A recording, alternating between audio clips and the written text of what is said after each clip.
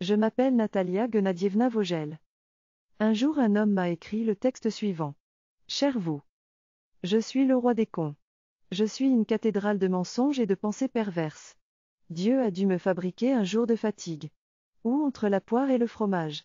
Un jour de paresse ou de négligence. Il m'a fabriqué avec de la cendre d'un volcan en colère et de l'eau d'un marais infesté de serpents. Avec les années, j'ai appris à haïr avec un plaisir quasi divin. J'ai appris à parler en silence et à me taire en faisant des bruits sourds. J'ai appris aussi, grâce aux idiots du village, à observer les autres sous les angles les plus tordus. C'est ainsi que je me suis fait un place noire au soleil. J'ai, toujours grâce aux idiots du village, compris l'importance de l'absurde et l'absurdité de l'importance.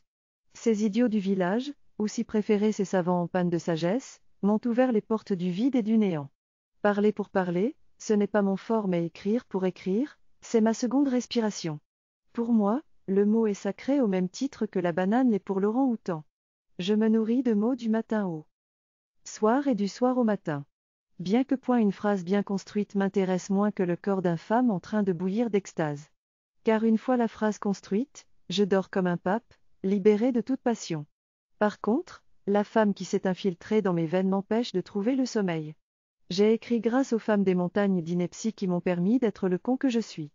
L'art d'aimer est un art que j'ignore. L'état amoureux est la chose que je préfère quand ma mémoire travaille au ralenti. J'ai le nez dans les étoiles quand la femme est secrète. Et le nez entre ses seins quand elle m'expose tous ses désirs. Je deviens poète quand elle s'éloigne. Et explorateur quand elle s'approche. J'ai su, au fil des années, effacer de ma cervelle mes échecs et mes ruptures avec celles qui me demandaient trop de patience ou trop de discipline. J'ai dans mes tiroirs un tas de mouchoirs pour demain. Car je sais que mes indisciplines me feront pleurer de chagrin. Et moi, vu ma sensibilité et mon éducation, je lui ai répondu, Amen, Amen, Amen. Alors, pour mettre un terme à nos multiples discours contradictoires, sans queue ni tête, encouragés par nos démons intérieurs, probablement, nous avons décidé de nous marier. C'était à Saint-Pétersbourg, dans une Russie pleine d'espoir. Que Dieu fasse qu'elle retrouve sa place parmi les pays les plus bénis de la terre.